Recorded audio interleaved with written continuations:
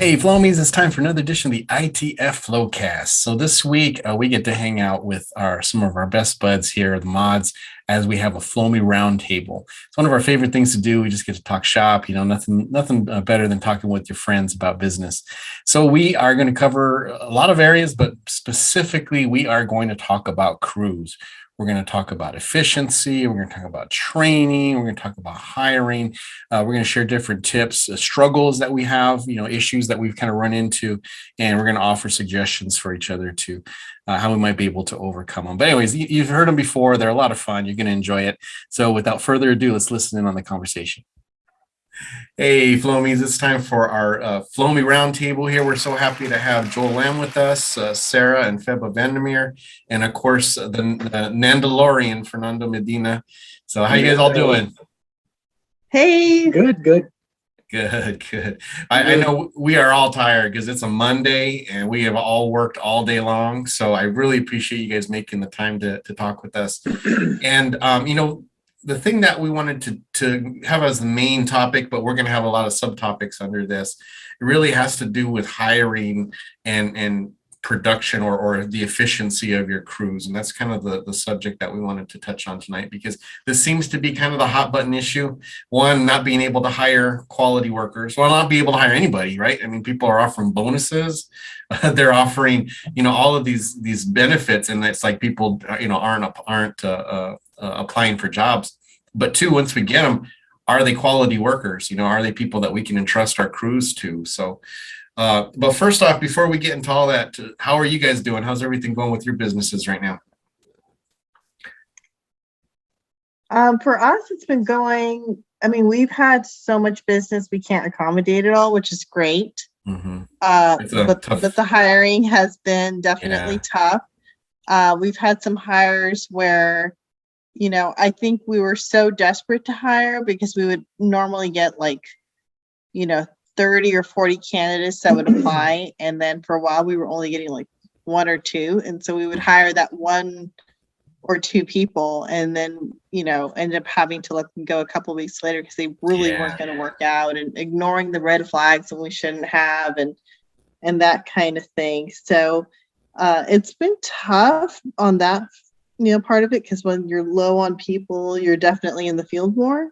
Yeah. Well, we also have had regular clients, longtime clients, have to use other window cleaners because we can't. Because this is the normal time of year that their quarterly or their semi-annual circulation comes, where they get their normal service, and we've been booking into December for since September.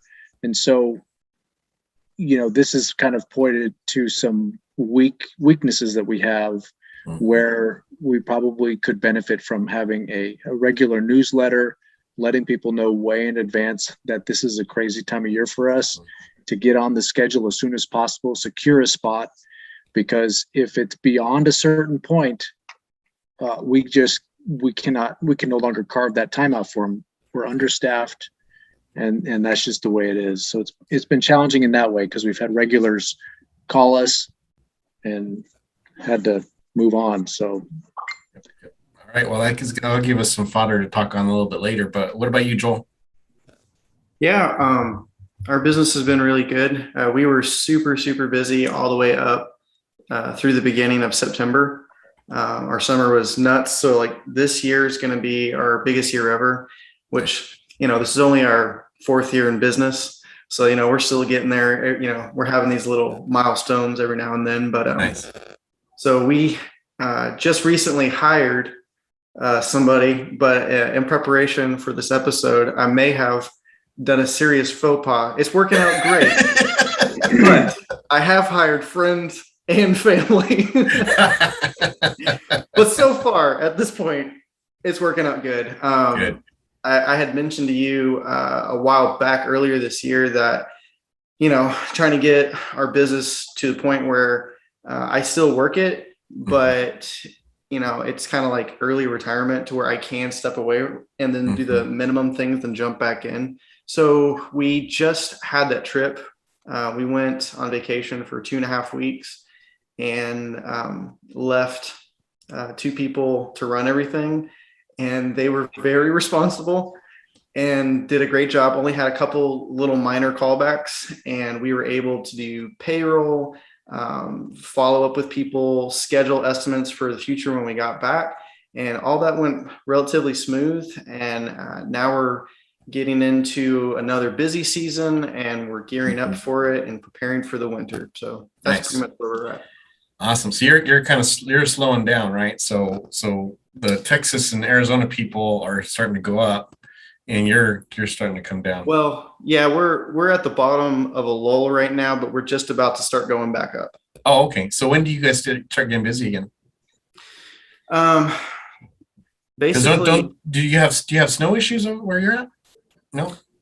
Kentucky has pretty mild winters. Okay. So the way that we have everything lined up, our business starts to slow at the end of December, and then January is basically like we're shut down. We're doing like less than 10% of what we would normally do. But by the beginning of February, we start doing some commercial clients, and March we're full swing. So we're only off like a month and a half. Got it. And what about you, Nando? I know you're always busy, dude. You're busy no matter what. Oh my God. It's you know what? It's a lot of my clients tell me that's a good problem to have, but there's just times where like really, like I just want to shut everything off and stop the emails, stop the phone calls, stop the texting, stop everything. I wasn't planning on hiring. My hiring process is usually through other close friends that I know that are in the window cleaning industry, also working for companies that either I know, for instance, I know a couple right now that are not happy where they're at. You know, they want to be in the environment where they're closer to who they know. Yes. You know, easier, fun to be around with. And I've had a couple calls maybe in the summer where they called me and they were looking to get on full time with us, but I wasn't comfortable enough to, because I know once our winter season we have scattered rains, you know, like 2 or 3 drops and everybody cancels for the whole week. Right. But I wasn't that comfortable. So, you know, so I just told them, you know what, let me touch back with you guys back in on our next season, our first season, beginning of the year. But because of the work that we have lined up now and the potential contracts that are coming our way, November, December, I think I'm going to have to hire 2 of these guys. And I mean, it's a good thing to have, right? I mean, I'm really happy for that, but I wasn't planning on it though, because that's just right. Workload, more, you know, things that I got to manage but because of these big contracts, you know, I'm aiming more towards that now because you know, bigger contracts are able to fulfill your payroll, fulfill your business obligations, you know, versus my residential. I mean, I think I've capped my maximum rates already because I think maybe out of my 5 estimates, 2 are getting accepted, the other 3 aren't, which I'm happy with that also because now I'm getting the big ticket jobs. I'm getting the customers that are willing to pay that. So I'm at that stage right now.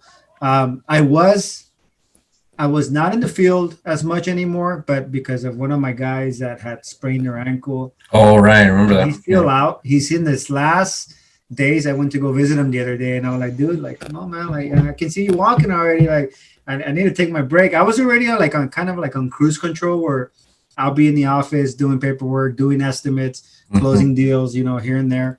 But because he's out, I still have to participate 2 or 3 days out of the week, which is not bad, you know, but we're busy. For this time of year, it's usually unusual for us because we get the scattered rains. Yeah. So, but hiring process, I got a couple of guys lined up. If I do really want to grow, which we plan, hopefully I'm able to do that next month. I should know easily, you know, if these contracts come in. So I got 2 big contracts waiting. And it's kind of like a scary situation for me because if they do come in, November is booked. I was going to say, you don't have no more room. I do not have the room. Yeah. I got emails today, you know, 1 being with the SoFi Stadium in Inglewood. That's in the works. Major contract there. We got a big property up in Montecito that we talked on private messages. I got that for a week in Santa Barbara. And then I got my commercials in downtown LA that are coming out end of November. So November is booked. It's like, if anybody else calls, I don't have the manpower. Well, I'm gonna have to pull 1-2 guys and send them out, go get it done quick, and then come back. Right. So it's a good problem. I'm happy where we're at, and we'll see what next year brings. Awesome. How about you, Gabe? How you doing? We're doing really good right now. We just started our busy season. October, the first week of October is like boom, just everything drops.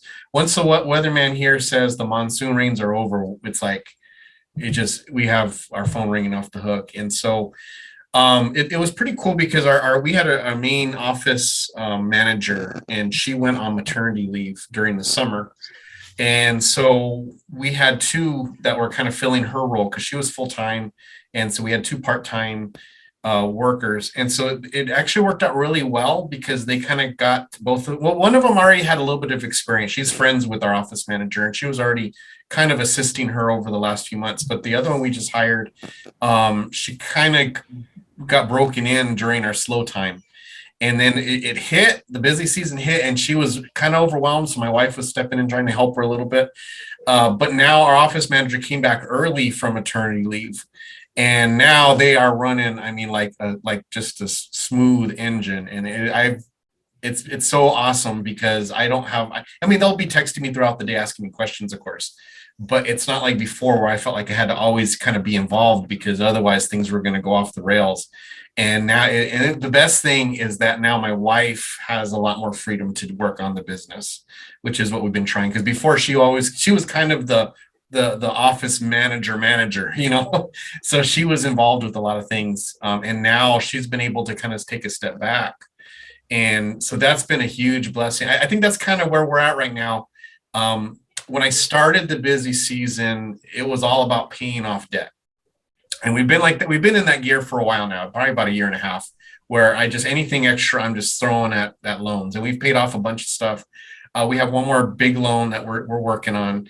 And also a truck. We have a truck loan that we want to pay off. So my going into this busy season, my thought was, you know what, I'm going to work 5 days. I'm going to just, the office is managed. I'm going to work. I'm going to get as much as, extra money because I'm already on salary. So whatever, I'm not hurting the payroll any, it's the same. And we're going to get stuff paid off. And then, we had some things come up with my daughter, with my wife, with other family, and it was just like everything kind of like our priorities changed all of a sudden, And instead of focusing on getting stuff paid off quick, it now became, no, you have an opportunity during this busy season to not work yourself to the bone and to take days off because we have such a good crew and because we have our both techs in the office. And now it's like, okay, well, now that means that these loans may be paid off a little later, but I'm going to be able to be there with my family for what they need it, when they need it, instead of telling, can you guys just hang on there for a few months, and then I'll be there for you.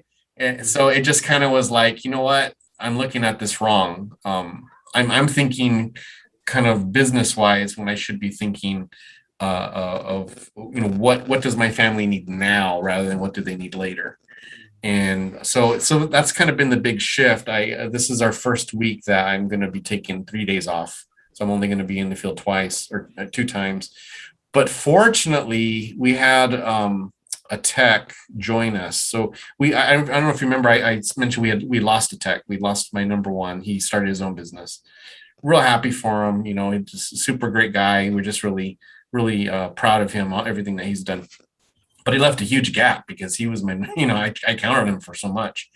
So we hired a guy, and he contacted me. And this is kind of one of the things I wanted to talk about on how we attract workers. So he found me through Instagram. He was following me through Instagram. And he just messaged me and said, hey, I enjoy your posts. You seem like a cool guy. I'm going to be moving to the Tucson area. This was way back in March. He's like, I'm going to move in Tucson area soon. My wife's got a job down there. Would you consider hiring me? And I said, well, what do you got? You got a resume, Anyways, he put me in touch with his boss, and I called him up and it's so funny because his boss was just kind of like me. We had very similar ways we run the business, very similar ideas of what's important. And he just gave like the best praise to this guy, just say, man, I hate to lose him, but if you hire him, you're not going to regret it. He's a great worker, Anyways, we started talking, and his boss said, hey, is there any way I could keep him for the summer, because that's our busy season. This is Pacific Northwest. And I said, well, to be honest, that would actually help me out, because I would hire him because I don't want to lose him. But if you guys, that's our slow time. So if you could just keep him on for one more period, then that's one less person I got to worry about trying to find work for, And so it just worked out great. And then, so his boss was appreciative that I worked with him. That gave him a little more time to plan on moving down here and not having to do it all fast, because now he got a job. He doesn't want to lose it. And he's come in here, man, and he has just really blown us away, just been dependable. The customers have called and complimented him. He's fast. He's fast. He does a good job. I mean, we have him scheduled for 10-hour days, and he's been finishing, like 9.5, so he's calling us saying, hey, you got anything else for me? I still got time on my schedule. And anybody needs help, it's been great. So we're kind of sitting in a good spot right now. That's awesome. And so I just got a good crew, got a good office staff. Now we just got to be smart, and be efficient. So that's what we get to talk about today. But anyhow, so first thing, Phebe, this is kind of your guys' issue right now. So what are some things that you guys do when you hire, but that there's a chance, like if you got people call in kind of on a regular basis and you feel like you're always filling in, what's the solution to that? Because I know I've been in that spot at different times in my business where I feel like all I'm doing is working when I'm supposed to be in the office because you can't count on people, right? Because if one guy calls in sick, then the next week another guy calls in sick, and then you're just kind of, so what are some things that you guys might do to kind of mitigate that as much as possible? Well, to be honest, we are actually still struggling with that. We have a good working team right now. But the issue we're having is that a lot of them are newer. We've got a couple of newbies, and that has its own challenges because we're throwing them right into the grinder, so to speak. Mm-hmm. And so I feel like it's not particularly fair for them, but it's also absolutely necessary for us to have people in the field because of how busy we are. The struggle we have is that the one team that has the most experience is still struggling to get work done in a timely manner. So I mentioned to you the other day that we had booked 2 jobs, one for the morning, one for the afternoon. It, to me, seemed very reasonable to have them finish. Sarah and I were like, we had that kind of feeling. We're like, maybe we should just kind of help them out a little bit because we didn't want to find out at 3:30, 4 o'clock that they were running so far behind. We went in, we helped them out, and they still ended up finishing at 5. Even though we did half of each of the jobs for them. It was just, half might be a little, we did a lot of the harder, higher work, harder to access. The issue we're having is I don't know where it's likely us in terms of workflow efficiency, that kind of thing. And then when we're hiring people, back to the main subject, is that we haven't created enough space to actually train them separate from the production. Mm-hmm. So that we can say, just get on that glass and we were going to show you the basics, and we just want you to spend an hour or just clean this glass, as often as you can, and we're going to work with you. We're going to take our time. In other words, so when you join our team, it's like you look good on paper. Let's give you a call. We do an in-person interview, a trial day, and then it's a trial day, and then you're off to the races. Well, that's a big challenge. Most of the training, and as our office has gotten busier and busier, we have like a part-time assistant but she only works 18 hours a week, and it's literally impossible to not have me like doing a lot of it. And at the same time, unfortunately, I feel like our office is falling apart because I have to be in the field training as much as I can. So I try to give them as much as I can while I'm there. Yeah. But you know, like I'm the person who kind of says, okay, here's what you're doing wrong. Here's what you need to do. Let me watch you do it. Let me fix it. This is how we do this and that. And I feel like the other guys, including Phebe on the team, are like, I got to go do second story, you know, work. Here's how to do it one time. Go for it. The morning sun is fixing to hit the east side and the south side of this house. If I don't hit and this they need glass more now, guidance. it's gonna be miserable. But yeah, so it's basically it. We don't have like an onboarding system, and we're at the same time we're so busy that time that we need to reflect to create a good onboarding system is not And there. we do put people through a lot of online training, Ocean 1910, ladder But that's not safety. the same. But that's not, you know, we do teaching in the field, but it's not the same. Yeah. Well, I went ahead and decided to sign up for the learntocleanwindows.com. I know you guys We were did interested. too. We just signed up. I was going to wait till to January, but now that I've decided to stay in the office more, I'm like, okay, well now I got time to mess around with it, and I'm going to get it kind of like you said, try to get a system in place for our new work. I'm going to send all my guys, even though they're experienced, I'm going to send them through it.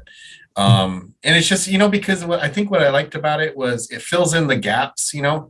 It's like spackle, you know. It's like you may know a lot, but then there's like that one brand or style of window you've never dealt with before, and you don't know the name of it, or you don't know how to take the screens off.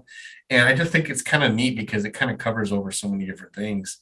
And I've got two techs in particular who are pretty new, even though they're doing well, you know, and they've been with us for over a year now. I know they're going to really benefit with it because they still run into situations where I'll ask them to do them. They'll just kind of stare out the window like, how do I clean this? You know, I'm a little out of the loop. LearnToCleanWindows.com. Oh, it's one of my previous podcasts. I interviewed Jake Hansen. He has a LearnToCleanWindows.com where it's like a website where it's kind of like it has modules. So we'll have like a window cleaning module. It'll tell you all the different types of windows there are. It tells you how to fan. It has this thing on squeegees. You know, it tells you all the different kinds of squeegees there are, how to use them. Yeah. It's just kind of it's like it doesn't promote one brand or another. It's just kind of making everyone aware of these are things you might run into, you know. Sign me up, because that sounds amazing. It is. It's pretty cool. I mean, just check it out. I mean, but it's, you know, and he's not paying us to say this. This is just us saying, you know, it's just a neat product. But for people who are struggling, right, who are trying to, because this is what I'm having right now. Is the guy that I've just hired? He said he's a friend and a family. He's my new brother-in-law. He has a lot of experience, like in the construction industry. He's very mechanically inclined. He's picked up water-fed pole super fast. Yeah, like he's doing really good with it. Everything that I've shown him, and I did schedule a day where he actually came out to our house, and I watched him clean the windows at the house, and took my time with him, and he's picked it up fast. But traditional, it's like it is totally different. Like training somebody to do water-fed pole versus traditional, like you can't just. And there's so many different styles of windows. It's hard. Every single job that I go with them on, there's something to it's show a lesson, right? Yeah. And in the screens, you know, with screens, you know, in our area, we typically have the standard screen. Most of them are kind of your basic, but a lot of the older houses, they got these crazy screens. Now I've gone through them all, so I know. I don't even know the names of them, but I know how to take them off. But like the other day, you know, I'm seeing one of my workers like, and I'm like, no, what are you doing? You know, and you run over there and like, no, this is how you do it, you know. But this at least it kind of breaks down the different kinds of and the different screens too, the different styles of screens. So it's kind of a pretty cool little project. So that's what I'm going to try to get into our routine, you know, get into our training kind of session that we have for new people, and even the ones that we you know are experienced with this already. But you know, just kind of getting back to you about with the efficiency, I think the hardest thing too for me is kind of getting to know are they fast? You know, do they have that gear? Because I'm finding that some techs, they really don't have the gear. It's like they get the experience. Like I've got one in particular who he's been with us for a year now. Good, I mean, dependable, hard worker. I mean, he'll work with you, you know, on a 12-hour day and not even blink. But he is just one speed. You know? Yeah, that's speed, exactly it. No sense of urgency. Yeah, and you can tell him, hey, we gotta hustle, and he'll go fast for like 5 minutes, and then he's back to you know. That's our lead tech. Yeah. I tried out another guy too. And he was a referral from another friend of mine who's a window cleaner in town. And he says, hey, I've hired this guy for a project, but I don't have a lot of work. You know, do you have work for him? And I said, yeah, I got a ton of work. You know, if he's experienced and he's a good cleaner, I definitely hire him. So we scheduled him for a day. I scheduled him for 2 days in the week. And I was anticipating using him as a lead because I guess he's been cleaning windows for like 15 years or something. Well, then he sends me a message the morning of his first day. Hey, Gabe, I'm just letting you know he worked with me yesterday and he was super slow. And like he was taking breaks and he was doing this and he was on his phone. I'm like, dude, what are you telling me now? I had given him his own schedule that day for commercial, you know. And I didn't give him that much commercial. I was only going to have him just to fill in a gap because we didn't have any space in our schedule to get this. I was like, do this commercial, and then I'll send you to go help some other crews, you know, finish their job. He worked 12 hours to do that commercial that my slowest guys would get done by 2. And I was just like, oh, so he came, you know, and I had told him, I was like, hey, if you're a good work, I'll pay you $20 an hour. You know, that's what I pay my leads. And I said, look, I don't know, you know, I was trying to make excuses for him. I was like, maybe you are cleaning the commercial like you would residential, because he does have a residential background. I said, maybe you were over detailing these windows. I said, but they're commercial. We get through them, you know, we don't get paid very much in Arizona for commercial. And I think maybe you spent too much time on these windows than what they needed, you know. So Wednesday, I was going to give them one of the new guy. And I was like, so see if you can get a little done a little faster on that day. Well, they didn't finish their work. They had a house, they had 2 houses and then like 4 little commercial jobs, and they didn't get the commercial done, those 2. So now I'm like, oh man, what am I going to do? So I changed the schedule around the next job. I worked with him. And when I told him that I was going to work with him, he got a little nervous. And so we worked together, and sure enough, you know, he's just slow. It's just his mode. And, you know, I mean, again, nice guy, super nice guy. You know, it wasn't like he was being lazy or whatever. It just, we got done. I just said, look, I really like you a lot. You're a nice guy. And, you know, you do great detail work, but I can't pay you $20 an hour. You know, you're way too slow. I, you know, in order for me to make money on this business, you have to make this much, you know, production. And, you know, I just said, if you want to stay, I'll pay $15 an hour, and we'll make you a tech, you know, make you a helper. But I can't pay you lead money because, you know, you're not getting enough done, you know. So, anyways, he was going on vacation, so he says he'll let me know. So I don't know. But yeah, you know, I think some people, you know, or maybe he worked at a company where they did go slow, and that's just the speed he grew up knowing. But I mean, it's like, I think you guys went through that too, right, Sarah? You guys were like, hey, we used to be able to get this route done in this time, and you guys are like taking 2 hours longer. Yeah, that's basically where we're at. And I think our lead tech, he's good in so many ways, in the sense of like he cleans the window well. He's fantastic with the clients. Mm-hmm. He's constantly getting compliments, good reviews, all that, because the clients love him. He does well as a lead in terms of directing his coworkers and all that stuff. And for all those reasons, we love him. But the man loves to talk. I mean, he's just like a natural sales guy, I think. Right. And so, like, I worked with him the other day, and as we were turning the corner, he started talking, And I was like, I got to keep working, dude. Like, we cannot stop here and talk. And so I'm trying to think of like ways to talk to him about this, because I also know that he will be there making things work even when they're hard. You know, like we had somebody quit on us week before last, you know, just very last minute for like the most ridiculous reason. And he made sure that day got done by himself, because everyone else that was on our crew happened to have off that day. We had given everyone else off because we were going to be at a wedding. We're like, we're just going to have one crew going with just minimal stuff, because we need this day to be smooth. And he got it all done by himself, even though he was so there very, very late, because he knew that our policy is like, hey, if you're hitting 5 o'clock, we'll just reschedule for the next day or whatever. But he's like, I knew you guys had a lot on your schedule. I wanted to get this done for you. I knew you were at an important event.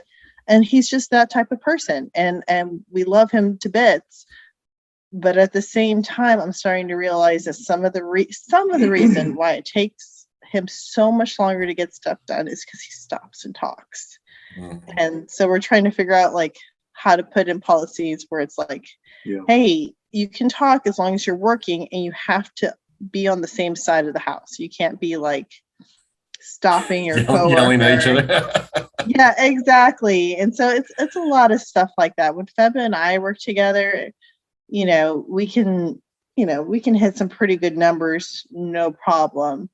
And I recognize that we're experienced window cleaners, and that it's a little bit different, you know, than, you know, and our lead's been with us for a while, but you know, it's still a little bit different. But at the same time, like, even if I went half my speed, and I don't consider myself to be the fastest window cleaner, I'm really not, you know, I'm okay. Well, and that's what part of what we wanted to talk about is what are some process efficiencies that y'all have discovered? One that I've recently discovered, I've always been very redundant, unfortunately. Like, I got to make sure everything's perfect. So I would steal wool almost every single window. And then in the last several months, I've realized, Phebe, you're working too hard, especially if you're on the inside of the client's home. Vote on the high traffic windows. That's where you steal wool. But everything else, if you've been keeping them clean for the quarterly, semi-annual, you don't have to steal wool those. That's one thing that's made interior work drastically faster. But I'm curious what y'all do. What are some of y'all's tricks to improve those flows? Mr. Joel? So the way that my old boss in Hawaii, Paul, I did an interview with him. He would set like goals for me, like this job's going to take this many hours, right? So like I knew he expected this out of me. And so then going into it, you start breaking it down, right? Like this side's going to take 30 minutes. This side's going to take an hour. So I took that. And then with some of the IWCA training about like setting up job hazard analysis, you walk the premise beforehand, right? And that's what my old boss would do too. He'd walk the premise, get a lay of the land, get a game plan together, and go for it. And then if adjustments need to be made, halfway through, then that's what we do. And it was all about high quality work and being efficient. So that's, I'm still like out there. I'm not like the rest of y'all. I have a bunch of crews. So like, that's how I trained my number one guy that I work with that took care of everything while I was gone. So that's how he trains other people. He does a walk, he goes through, he sets time limits like, okay, this side, let's try and get this done in hour 45. If he gets done in hour 30, it gives him a little like endorphin boost. He's like, yeah, we're crushing it. We're killing it. Right. And so I'd say that's part of training is training them to view jobs that way, where they look at it and they give themselves goals, especially the crew leader, delegating and making sure everyone is trying to hit their goals. The techs underneath them, he's like walks around with them. He's like, okay, guys, let's try and get this done by 10 o'clock. What do you guys think? And they're like, yeah, I think so. And somebody might be like, well, did you look at that bush? That's going to eat up some time. And then they think about it. So then they spend a little extra time beforehand, but then it's not like during the middle of the job, they're like, oh, I got to go back to the truck. Oh, I got to go back to the truck.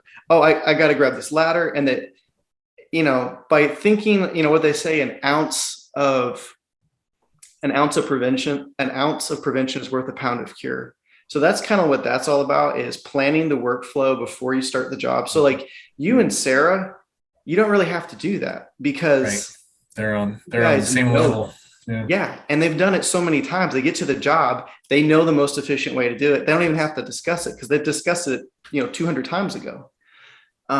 So I think that could be a good tool. And I've got a couple other thoughts on it too, but I want to hear what everyone else has to say. Yeah. Well, I know, like what you said, I think my biggest mistake at the beginning was assuming that other people understood the same manner of efficiency that I did. Because when I get to a house, I go one direction or the other. I usually will start like if there's a wall, I will start there and then I'll come this way because there's a gate. I'm not going to start at the gate, go to the wall, and then have to come all the way back in, right? I'm going to have all of my stuff with me that I need. I'm going to look, like you said, well, what are the tools I'm going to need? I'm going to make sure they're on me, so I'm not going back to the truck to get more. If I see that there's really dirty sills, I'm going to bring extra, you know, yellow microfiber, so I'm not having to get. So I do all that naturally, and without even thinking. I show up, like you said, I kind of survey the house, and I automatically do it. And then I get frustrated when my workers don't. And that's my fault, right? That's a training issue because I'm not teaching them how to be. And I still, I get shocked at like when I see a tech get inside the house and then they'll go do this window and then they'll cross over and do this one and then they'll cross over here and then they're going. I'm like, what on earth are you doing? Go in one direction, man. You know, why are you? That's how you forget windows. That's how you miss them. Because you're not in an order. You don't, and that's what protects you is when you follow the side of the house, you know, you're going to hit every window. But if you're jumping back and forth, who did you get that? I don't know. Did you get that? You know, or you're going to have to redo a window that you didn't need to, or you're going to skip a window that you missed, you know? So yeah, I think is just not assuming that all of my techs understand the how to be efficient, you know, and then training them to do that for sure. Joel? Well, one more thing is like or love me. We'll get you next, Nando. All I gotta say about my guys, man, I guess I'm just very fortunate because you must be right. My guys, I swear, man, if it wasn't for them, the headaches that I would have. I mean, I get headaches now, but because of work tension and all that. Mm-hmm. When we get to new jobs, this is the only time when we actually walk around properties, new client, new home. And some of my guys will be like, you know what, let me take a walk around the property so I can get familiar. Some like to work the outsides and some like to work the insides. Mm-hmm. They get to pick and choose what they want to do. I don't give them order because every single one knows they're good at what they do, whether if they have to do ladder work, water fed pull or something. But there's one specific guy that likes to stick to the outside because he doesn't like dealing with the people. Mm-hmm. You know, sometimes we get those customers where they're just behind you and, oh, you forgot that. And he gets annoyed and he's lashed out a couple of times, not in a bad way, but his response makes him sound like he's being mean. So I tell him, hey, you know what, you need to tone it down a bit or just stick to the outsides. Don't worry about the insides. Let the other guys take care of it. They get compensated well. I treat them out a lot. I spoil them, you know, like I said, my motto when I started my business was I want to be different from all the other window cleaning companies out there. And everybody that has had work for me, where either part-time, I've had a lot of part-timers, my first couple years in business, they know the difference. They know that what they have here, they're never going to see that no other company again. I've had my two latest hires have been from previous companies that they don't have the tools. They have to struggle with the tools. They have to tape stuff together to make it work. And it's just, you know, so that's why you see me investing in things that are going to help my guys get things done right. I'm like, look, I'm going to put a pole on your hand and that pole is going to either you're going to make that pole look good or the pole's going to make you look good. Either way. So they're happy with that. They're, you know, I keep their I keep them. How do I say that? Their inner child is always, oh my God, what am I going to get next? Oh, what's next? What's coming next? So they're always looking forward to something. So most of our recurring work, they already know it. This 2 commercial accounts, if you guys follow my Instagram and all that, 2 commercial accounts we have in Santa Monica, 2 buildings. We have been the only company that's been able to get these jobs done in 2 weeks each building. Wow. Other bigger companies, a month tops, and skipping windows, not responding to customer complaints. So, I give my guys that well, I think kind of incentive, right? Yeah, one of the guys that I lost, he was kind of the, oh yeah, I'm ready in the morning, right? Boom, boom, boom. We're come lunchtime, and after lunchtime, he was like, whoa. So, the first couple of years with them, I used to get frustrated, like, man, you're never going to find somebody that work as hard as you. You're always going to want to work fast. You're going to want to stop. You don't never want to stop because it's your business, and we know we got to push it. The guys following you, no, but we lead by example. Like, hey, you know what? Come on, man, let's push this. The sooner we push this out the way, you know what? We'll pick up lunch on the way out. We'll stop by, get a drink or something, get some, things like that. But my guys, I'm actually thinking I'm going to probably pull 2 of my guys out, and we're going to come visit one of you guys and probably challenge your guys. Not challenge them. To a duel or what? Challenge you. Just show us what it looks like. Show us what it looks like. Is that what you're saying? Yeah, you know what? It's good. It's different. I want to say, and I hear this. I hear you guys talking about your employees and everything, and it's got to be the culture. It's got to be their way, the work ethics. But I think all of my guys I think they're hitting 40, all of them. And none of them are young guys. None of them are. I haven't had a 20-year-old. I haven't had a 30. I think my youngest is 36, 37. Yeah. Actually, my brother, which is the one that sprained his ankle, he's 34. Did you hire them already experienced? Did they already have experience, or did you spend a lot of time training them? So I had to mold them into my expectations to deliver the quality of work that we're known for doing, because they were commercial guys. So that commercial, like Gabe says, hey, you're detailing a little too much on commercial. Slow down a bit. This is not residential. So they were taking those habits into residential, where they weren't wiping sills. They'll wash the screen, but wouldn't wipe the frames out. And then customer will open the window like, oh my God, what is all this? They're like, hey, you guys need to pay attention to these details. This is an extra service charge we're doing. So this is the way we're doing it. Get it done. So then that's where I pick and choose sometimes for a specific job who goes inside. Because obviously on the inside, raise that window frame, clean the inside of the sills, remove the screen, wipe the screen down, vacuum out that track.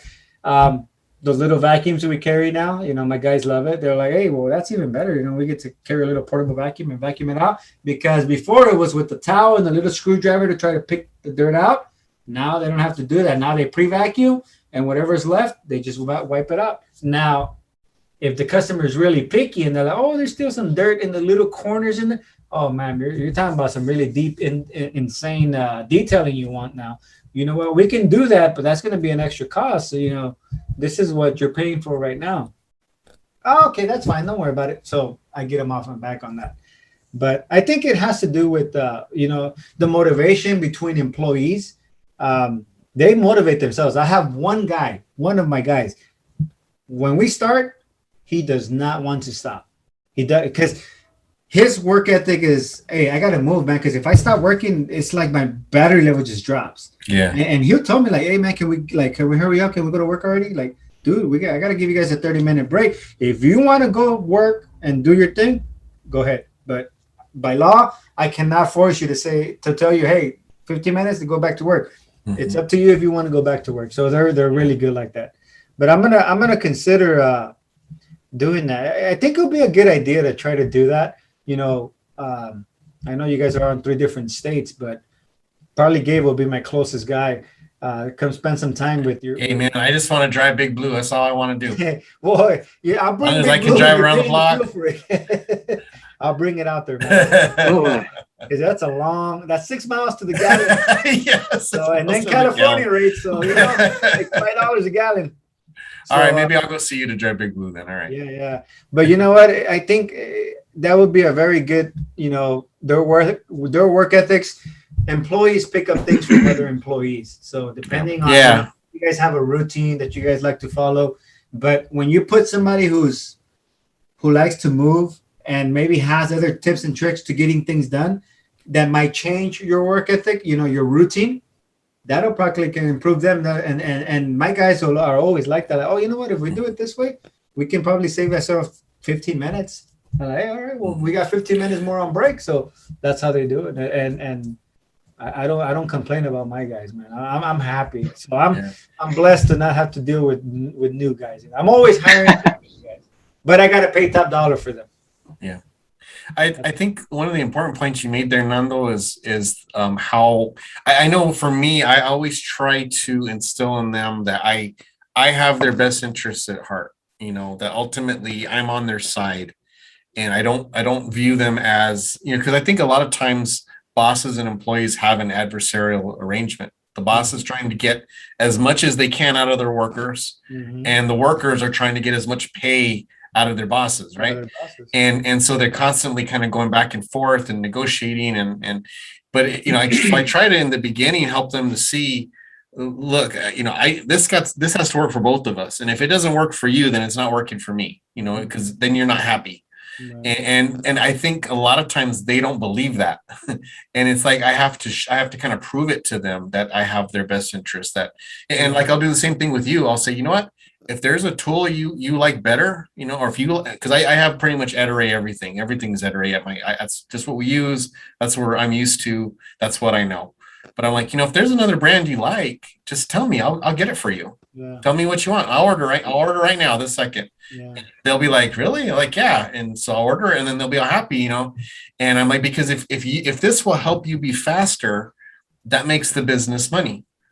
So if you're more comfortable with Unger, you're more comfortable with Sorbo, you're more comfortable with, Mormon or whatever, I don't care. I'm not loyal to a brand. If that helps you be faster, I'll spend the money on it. But you got to prove it to me that it's going to help you be faster. I'm not going to mess around with stuff, just buy stuff just because you want to see what it's like, But like, I had one guy who, he was using the Ed-Array, and then he's like, man, can you give me an Unger S-Lite? He's like, that's just what I want. That's my favorite one. And he got so fast. I mean, it was like butter in his hand, Yeah. And it was just because that's the brand that he liked, And so I think if you help them to know that you are looking out for them, but you got to get them to buy in. If you can get them to buy in, then that naturally will motivate them to be faster, to be more efficient. It seems like it could be a good idea, and something I've been thinking about is actually setting more time aside where they can actually play with all the tools that we actually have. Usually when they join, we just set them up with whatever we have at our disposal. We just give them stuff, but a day where they can actually explore the different tools, just tinkering with it would be a good idea. And then the other thought I had was maybe thinking about productivity in terms of what we're doing today is too limiting. Like, what if we started looking at the week as a whole and then offering bonuses with the week in mind as opposed to the day in mind? So like that incentivizes my lead tech to look to plan the whole week out and say, okay, I noticed that these 2 days we're going to be in a very similar neighborhood, very close by. What if we combine these tasks so that we create a little bit more time to maybe add on another job or whatever? And that actually gives them an incentive to try to get the projects done sooner. Not so much just that allows them to add more work, but really what I want them to start doing is to just finish the work that's on the schedule within that time. And so I'm trying to come up with ways that'll reward their ability to plan. Yeah. And so that was another thought I had. But a lot of times these ideas, they'll come through my head and then they'll just kind of float around because we're because we're owner operators in the field still, putting something into practice, it takes some thought, it takes some time, it takes some energy to kind of write it all down and then get your team excited, having them over for breakfast, lunch, or whatever, and then talk to them about your plan. You know, you can't just throw a system at them. You have to plan and lay the groundwork. And so we've been so booked that it's gotten to the point where it's like, That's when are we going to have them over for breakfast? Are we going to have them come over on their days off? Like, they don't want to do that. They want to enjoy their weekend, and we totally get it. And so, like, the other alternative is to not schedule work for a day, but then that's really hard because when we're turning away so much business as it is, it's like you're looking at that day as a potential total amount. Mm-hmm. And it's painful to see, you know, like, okay, well, we could have this morning, we could talk about this, but then that means we're going to lose $2,000 for this. Hey, Phebe and Sarah, do you guys, do your employees, are they proactive in submitting like feedback on what can make them or help you guys be more productive on the job? Are they openly? We usually ask them. So our lead tech is really good about talking to us about that kind of stuff. Our other employees. So you expect that out of them, right? Yeah, the lead techs, we expect them to talk with us about it. And then for some of the other techs, we'll actually ask them their feedback. Hey, what did you think of this? Did you feel like we could have improved on this or that? Or, you know, we'll ask them for feedback, and we have that kind of policy to see like, hey, you know, how do you think we can speed up? And I think the main feedback that we've seen from mainly our lead tech, who's the one who loves to talk, is just that he's like, hey, we should schedule the jobs closer together. And the jobs are often already pretty close together because we use CrewCal. So it shows us like how close they are and how much time and everything. And so, and then sometimes, unfortunately, especially when you're booking out as far as we do, there's only so much you can do to control proximity because, you know, it's, you can't kick somebody off the schedule. Right, exactly. So that can be tough. And sometimes we'll try to rearrange things as best we can. And then I think the other thing is just, it seems like they're always running into some small thing. Oh, this person had a lot of furniture, or this person had a window that was behind a bush, or this person had, like, it's always something. And so I feel like that's why I will often try to schedule myself with the person that I'm wondering, like, what is causing this, and try to figure out like what it is. We have a tech who, he's 19. He was just having a really hard time getting proficient, and we couldn't figure out why. And so I scheduled him with myself, and I just really looked at what he was doing, and I was noticing kind of like what he was missing. And I had to really break down the process for him, like step by step, very slowly, and then watch him do it and correct, watch him do it and correct. And now he's actually starting to do better. But the feedback he gave me, he said, you know, I really like the way you taught me because you broke it down, you know, by the steps. And when I work with like Phebe or lead tech or whatever, they show me, but it goes so fast. I feel like I didn't get it all. And then, you know, by then they're so busy, I don't get a chance to ask. Yeah. And so I think the best thing that I've seen is just working with each individual person, analyzing like what's going on with them. But then again, like I said, the office side of things, it's like my office assistant's so annoyed with me. She's like, what do you mean you didn't get to this particular estimate the day I had off? I'm like, I know, I'm sorry. I had to work all day. The following morning after your job, let's say like today's job, you guys found out in the evening, okay, it took a lot longer than what it was supposed to. It took 2 hours more. The next morning, do you guys follow up a very quick meeting, 5-10 minutes? Like, hey, you know what? Let's go regarding this previous job to get them started for that day. I think that'll help a lot because probably not as much as we should. Oh, sorry. if you guys get their feedback from okay, this is what went wrong here. There was a bush. There was this. Okay, so you know what? On today's work, we have these 2 homes. Let's do this. Let's walk around the property. Let's analyze how we're going to execute this job efficiently. This is the game plan for today. Let's try this out and see how this works, so we can avoid what happened yesterday on yesterday's job. And then that'll start creating a cycle for them. Like, hey, well, yesterday we messed up. Let's try to work on it today. And then the next day we're gonna, let's even better at that. Then you can start issuing those compensations. Say, hey, you know what? I've been noticing you guys are saving 30 minutes in the day now. So that's about, you guys are being productive by 2 hours a week now. So you know what?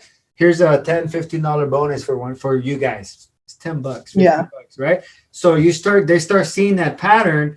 Next thing you know, now I'm doing with the review things, because we're not out here for us. Reviews is like the people we work with to try to get the reviews. Like I asked Cher, if I send her can you send me a review link? She's gonna be like, oh, buddy, that's gonna cost you $100,000 if you want a review from me.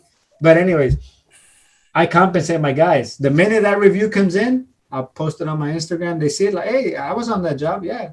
So next morning, hey, here's $5 for you. Here's $5 for you. Here's $5. That's $20 I got to pay on that team. So on the week, if they get 5 reviews, that's $100 I got to pay out. And our employees do get really good reviews. We do pay them $15 to $20 each for a good review. So we will pay up to, Don't say because that. it's usually 2 people on a team, $40. But if they're named personally, we'll give them $20 each. Right. If they're not named personally, then it's $15 each. And the good reviews are never the problem. I mean, they're constantly earning them. It's really the efficiency. But I do like the idea of having talking to them about the previous day's stuff and having a game plan for the next day. We do have our lead tech call in because he works on a separate team from Phebe.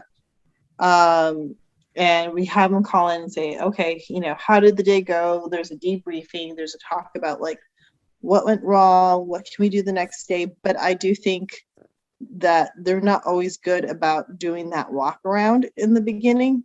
When Phebe is leading his team, because I've seen them on both when I'm kind of like a floater right now. He always walks around with his team and it goes really well. Our lead tech doesn't.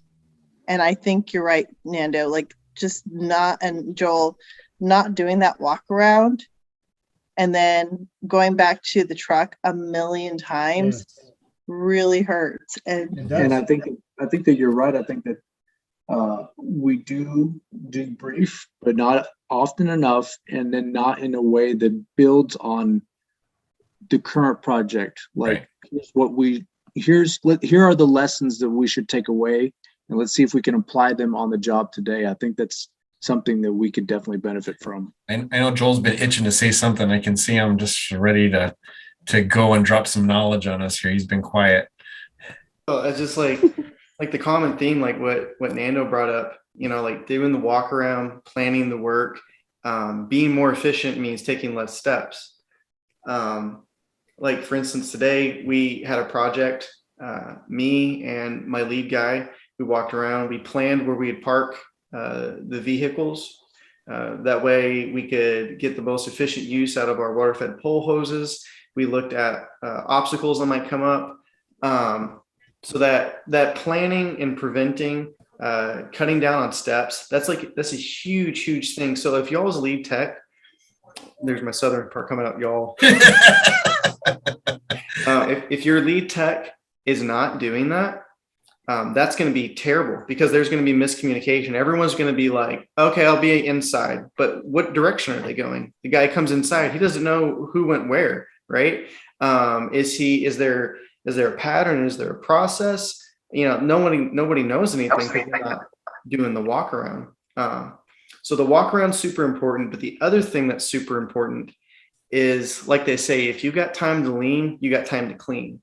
So making sure the lead tech, whoever's in charge, needs to make sure he needs to manage his own time, but other people's time. So if so-and-so has finished a project, he needs to find them something else to do. If they don't have any windows to clean, They need to move hoses. They need to help move ladders.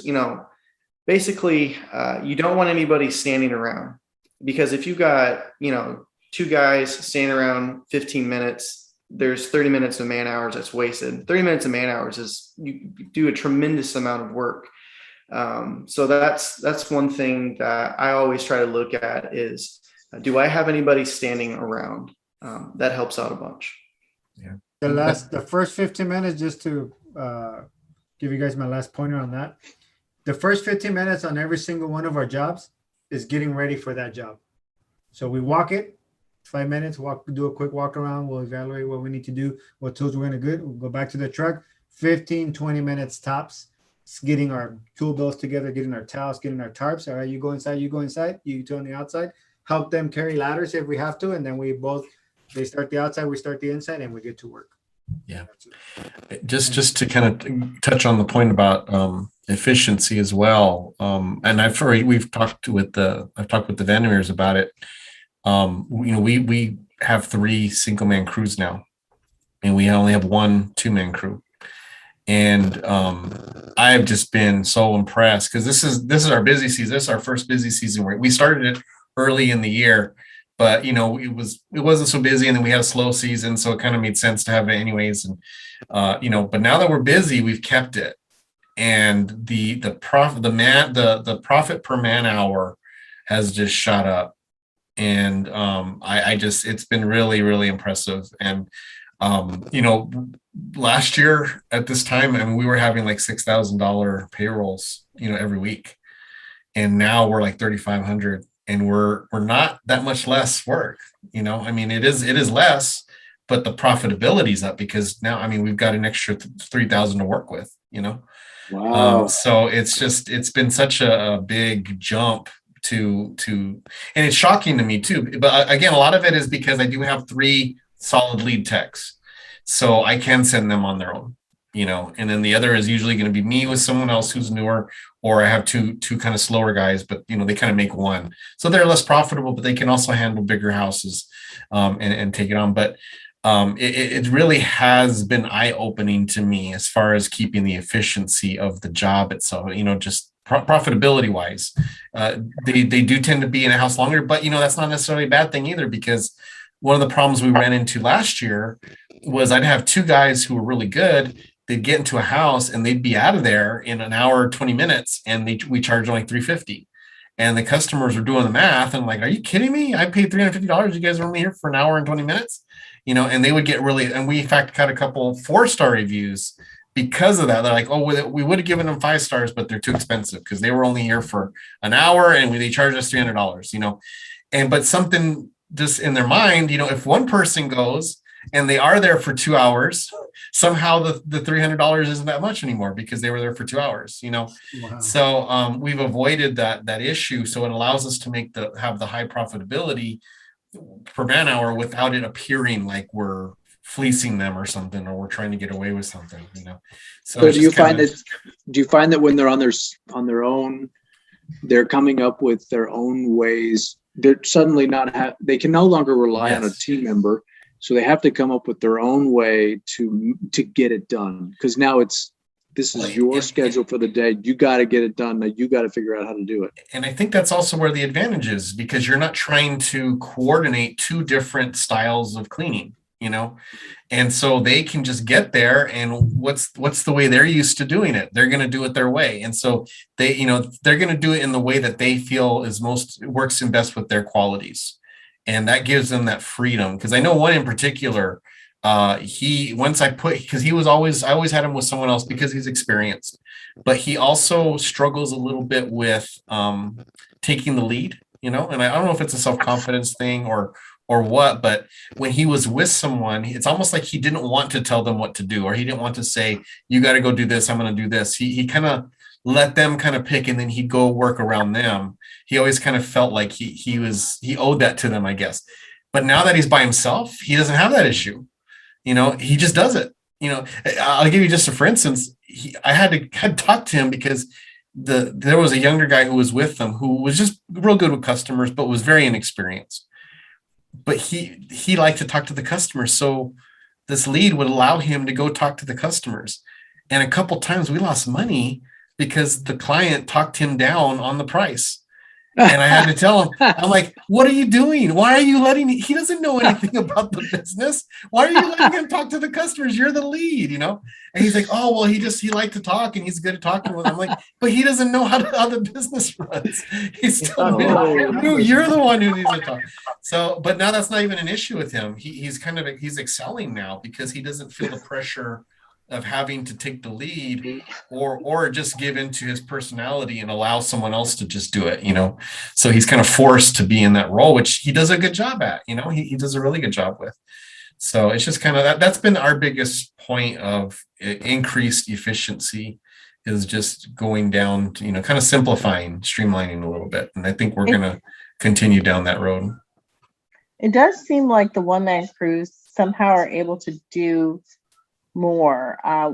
We had a day that I mentioned earlier that our lead tech was working by himself, and because we'd given everyone else off except for him and his partner because we were going to be at a wedding and we didn't want to deal with any hiccups. And so his partner had quit that morning. He went by himself and he got done about $600 worth of work by himself. That's all we had scheduled because we really wanted things to go smoothly. And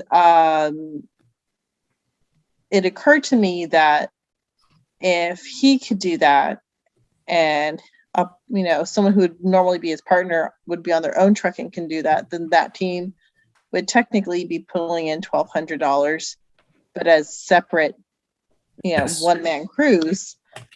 Which is better than them tapping out at like 900 because they just can't seem to figure it out. You hit it right on the head, Sarah. That's exactly what we are seeing.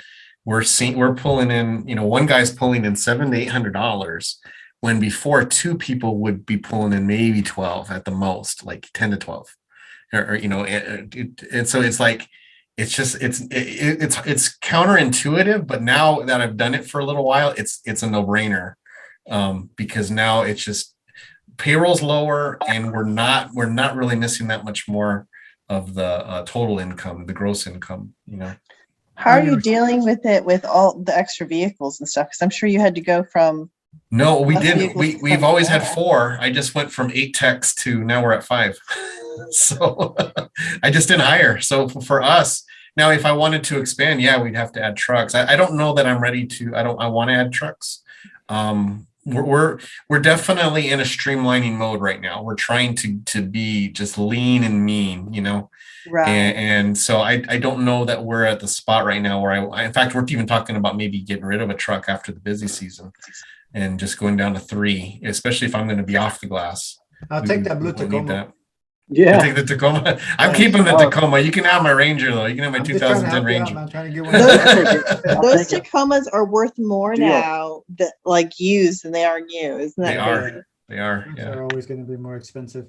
Hey Gabe, on your single man cruise, I know Arizona is different.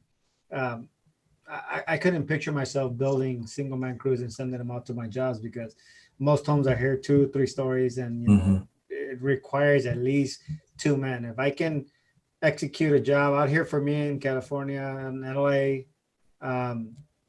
the average ticket $600 to $800, and that's a 2-man crew. But well, for those, and that's the thing about Arizona, or at least Southern Arizona, we're very spread out. So our homes, the homes that we deal with that we're looking for right now are typically around 3,000 to 4,000 square feet. Right? They're not huge, but they're bigger than the smaller homes.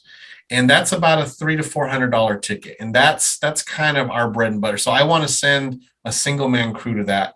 Anything bigger, like what you're saying, the $600 to $1,000 houses, that's 2 or even 3 sometimes, depending on how tricky the job is. So we reserve the 2-man crew for those jobs as much as we can. Sometimes it doesn't work out. Sometimes we got to send the 2-man crew to some smaller jobs, but we try to reserve those. Yeah. Sorry, are they single or 2-story levels?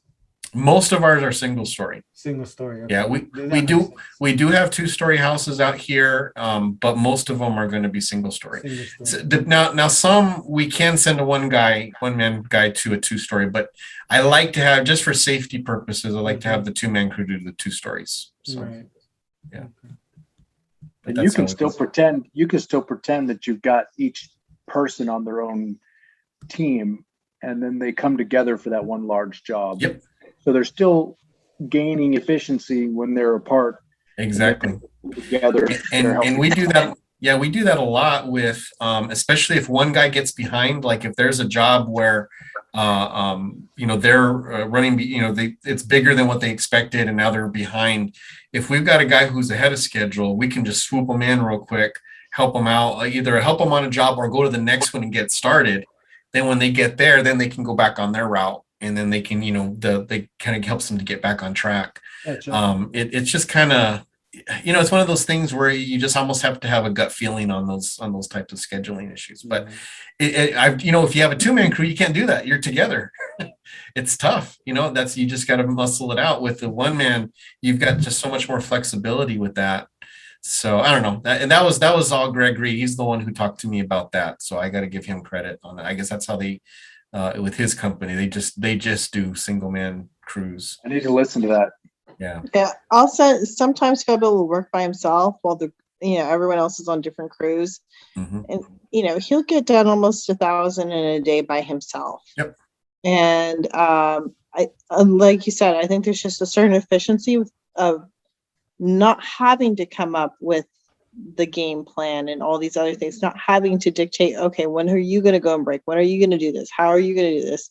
It's just, there's just no. Do not underestimate the inefficiency of bathroom breaks when you've got 2 people, because rarely are they going to be wanting to go at the same time, right? One's going to go first, they go to the next job, and then now I got to go, and then they go and stop at the break, or one wants to take a lunch now, the other one wants to take a lunch then, and that stuff will eat through your profitability all the time. We get that all. I'll look at because with the customer factor, they clock in and out at each job, and I'll look, and there's like a 15-minute difference between the house but there's like a 30-minute. It took them 30 minutes to get there. Well, what happened? Well, someone took a break. And I'll look through the schedule, and especially when I see one's a really low profitability, and that's what I was running into. I'm seeing 3 or 4 breaks for bathroom or for eating or whatever, and it's because of the 2 people. But when there's one person, they know when they're going to stop. Sometimes it's more incentive for them to bring their own lunch, so they don't have to clock out for lunch. They can, because I tell them, same thing with you, Fernando. If you have a lunch, you take the lunch whenever you want, but if you want to work through and you just want to eat in between jobs and work through that, I'll pay you. You don't have to. You can do that, but that's your choice. And so people are more inclined to do that when they're by themselves than if they're with, because they don't want to say, "Oh, we're just going to eat through," and then kind of push that on the other guy. So it's just there's just so many little things like that improve the profitability. I've just found that it's just something that's worth looking into. And I agree, Phebe. Like even on a big house, you can run it like their individual crews. Like you can send them both to the same house, but you can say you're assigned the inside, you're assigned the outside. Get it done how you will, but like that way they're not having to confer with each other quite as much. Mm-hmm. But I do like that idea a lot, and I think it would help, especially with our lead tech who's so chatty. Great on the glass. Like his timing on the glass is fine.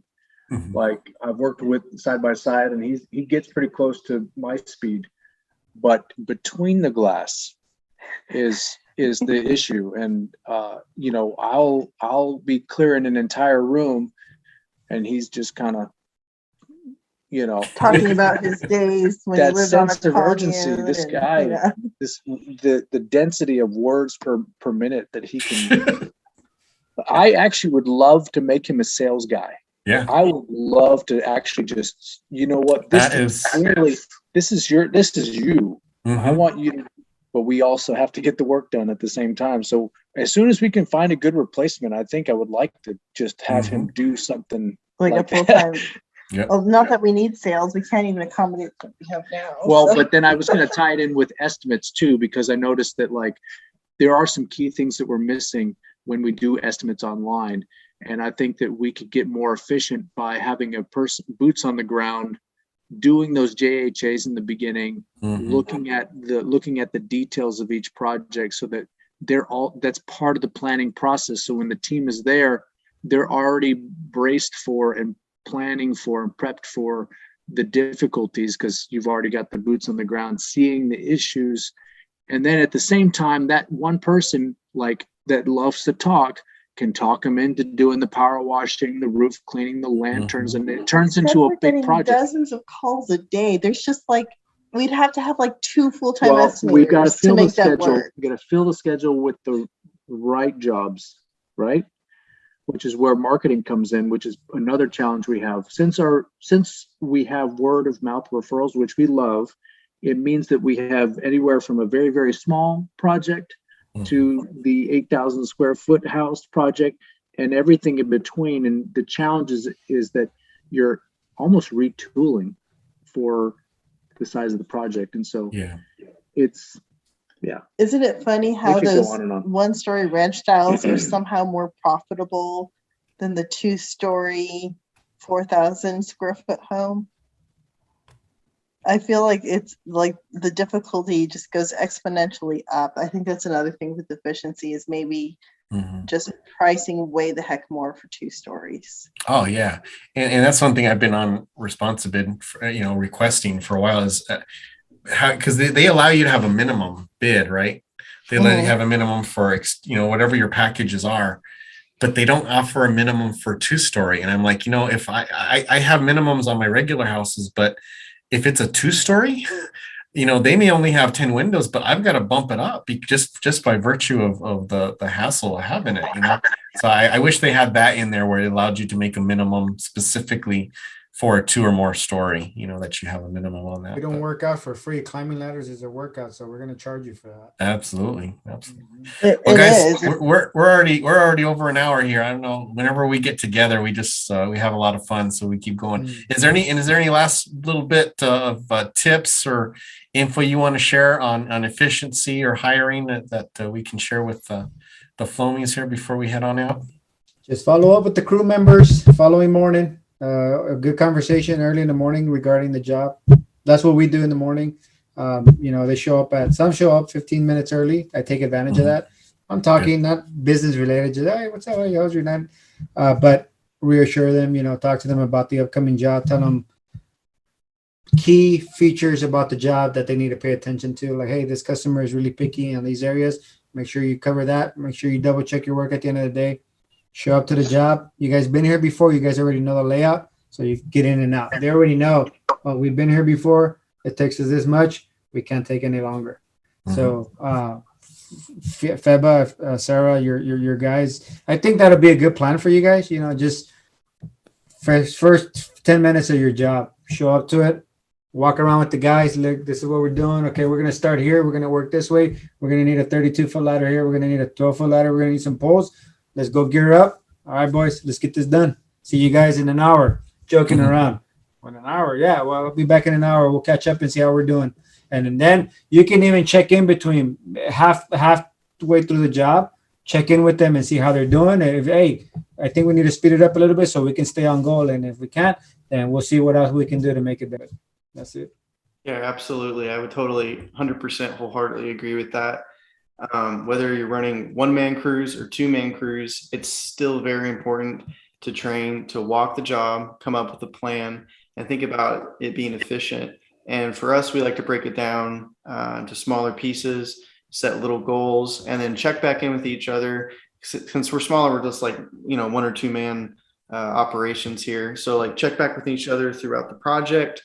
After the project's over, break it down, debrief, think about how we could have done it better, especially if it's a regular quarterly. It's like, hey, next time we come back here, I think if we park here, or, we can, just come up with better plans. Incentives are awesome, like money, paying them for being efficient. But like Nando said too, I wholeheartedly agree. If they do a good job, spoil them rotten, take them out to dinner, buy them a beer. Especially if they come ahead of schedule, sometimes that is better than handing them like $20. Sometimes like buying them lunch is so much better than just giving them money, because it's the experience they get to and it just positive reinforcement. It's so good. So think about the jobs, plan it out, be efficient, and don't try to train your lead techs. If they see somebody standing around talking or whatever, give them something to do, and everybody needs to be accountable, so like if lead tech is standing around, and the company culture should be, hey, we got to keep rolling. So that would be my input. Yep. I like it. Lots of good stuff. Yeah. Yep. We could probably have a whole series on this topic. We can. Well, thank you guys for taking time. And like I said, we all worked a long day today. So, and you especially, Joel, you guys are, what is it? 11 o'clock at your time right now, right? Man. It's just 10 o'clock. 10 o'clock? Oh, I okay. can see the little sheep bouncing behind Sarah. Yeah, they're ready. But hey, you guys think the world of all of you guys. I really appreciate it, just as friends, but also as business, people who I want to imitate. So I really appreciate the little tidbits that you guys share, and I know the Flowmies do too. So thanks so much. Please, likewise, our love to your families over there, and we hope you continue doing well. And thank you, Flowmies, for listening. As always, we appreciate it. Thanks for listening on this roundtable. We miss Kevin and we miss Corey, but we know they're having fun too. But you guys take care. We'll see you next time. And as always, flow on.